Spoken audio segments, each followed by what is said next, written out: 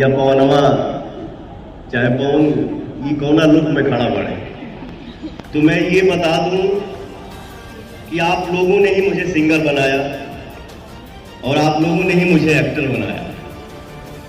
तो मेरा भी फर्ज बनता है कि जिस फिल्म में मैं एक्टिंग करूं तो उस एक्टिंग से अपने डायरेक्टर को और अपने ऑडियंस का दिल जीत सकूं, दिल में जगह बना पाऊं।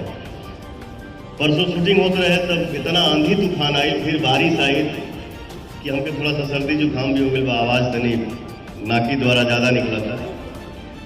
लेकिन अभी जो मैं लखनऊ में एक फिल्म शूट कर रहा हूँ, जिस फिल्म का नाम है जियो मेरी जान, इस फिल्म में भी हमारी अनुपमा जी 2-3 गाना गाएंगी